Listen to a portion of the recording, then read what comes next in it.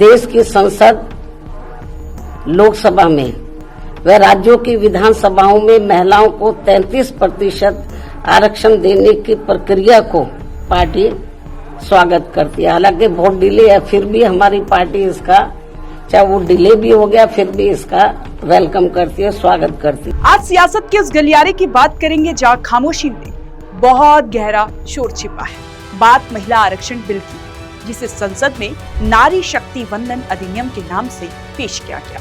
लेकिन इस बिल में यूपी की राजनीति में एक हलचल पैदा करती है, जिसकी गूंज 2027 के विधानसभा चुनाव तक सुनाई देगी। सबसे पहले समझिए कि इस बिल में क्या है। सीधा सा गणित है। लोकसभा और राज्यसभा की विधानसभाओं में अब 33% सीटें महिलाओं के लिए फिक्स होगी। मतलब अगर 543 लोकसभा सीटें हैं तो 181 पर सिर्फ महिलाएं ही चुनाव लड़ेंगी। लेकिन पेच यहाँ है कि ये आरक्षण अभी तुरंत लागू नहीं होगा। पहले जनगणना होगी, फिर सीटों का परिसीमन होगा, तब जाकर हकीकत बनेगा।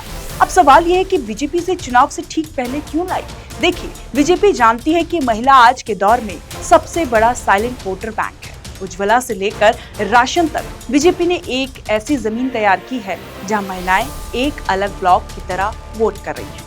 इस बिल को लाकर बीजेपी ने विपक्ष के हाथ से एक बड़ा मुद्दा छीन लिया है। खुद को महिला सशक्तिकरण का सबसे बड़ा चैंपियन साबित करने की कोशिश की है। महिला आरक्षण की असली हकदार शोषित व उपेक्षित वर्गों में भी खासकर सामाजिक, राजनीतिक एवं आर्थिक रूप से लगातार पछाड़े जा रहे SC, ST व OBC समाज की महिलाओं को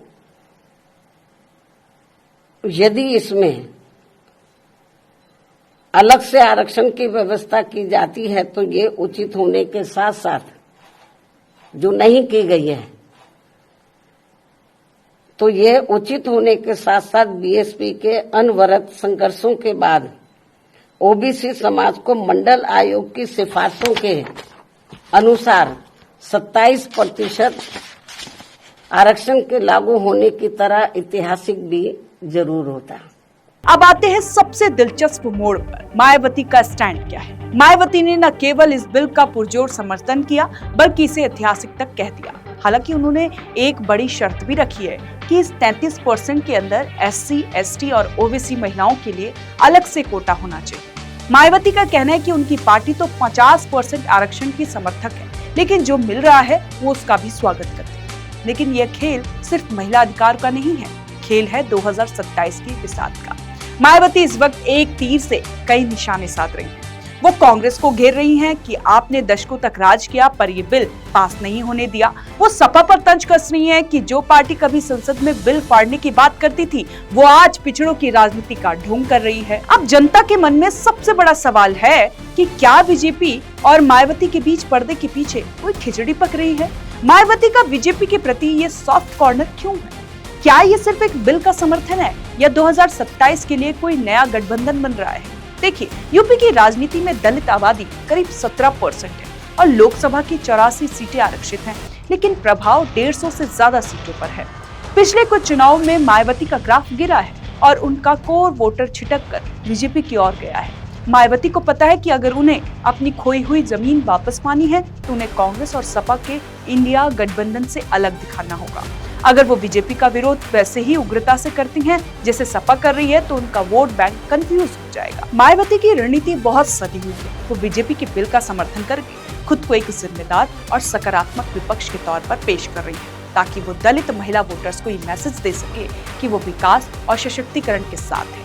वहीं दूसरी तरफ कोटा के भीतर कोटा की मांग करके वो अपने बहुजन एजेंडे को भी जिंदा रख रही है।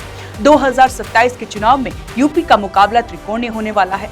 एक तरफ बीजेपी का हिंदुत्व और लाभार्थी कार्ड है, दूसरी तरफ सपा का PDA यानी पिछड़ा दलित अल्पसंख्यक का फॉर्मूला है, और बीच में खड़ी है मायावती जो फिर से अपने सोशल इंजीनियरिंग के पुराने गौरव को पाना चाहती है। बीजेपी के लिए मायावती का ये नरम रुख फायदेमंद है क्योंकि इससे विपक्ष की एकता में दरार दिखती है। अगर मायावती अकेले लड़ती है तो वोट बटेंगे, जिसका सीधा फायदा बीजेपी को मिलता है। तो क्या ये पर्दे के पीछे का खेल है? शायद नहीं, ये शुद्ध रूप से कहें तो सर्वाइवल की पॉलिटिक्स है। मायावती जानती हैं कि आज के दौर में कांग्रेस या सपा के साथ जाने का मतलब है अपनी स्वतंत्र पहचान खो देना। इसीलिए बीजेपी के साथ मुद्दों पर सहमति जताकर एक ऐसा रास्ता तैयार कर रही हैं जहां वो 2027 में किंग मेकर की भूमिका निभा सके। राजनीति में ना तो कोई स्थायी दुश्मन होता है और न ही दोस्त, ये बात तो आप भली भांति जानते होंगे। यहाँ सिर्फ और सिर्फ समीकरण होते हैं और फिलहाल यूपी का समीकरण ये कहता है कि मायावती का ये दांव अखिलेश और राहुल गांधी की रातों की नींद उड़ाने के लिए काफी है। ये लड़ाई अब सिर्फ 33% आरक्षण की नहीं है, ये लड़ाई यूपी की सत्ता की चाबी अपने पास रखने की है और इस खेल में मायावती ने अपनी चाल चलकर सबको हैरान कर दिया है। आपको क्या लगता है? आप हमें कमेंट कर जरूर बताएं और देखते रहे ONG न्यूज।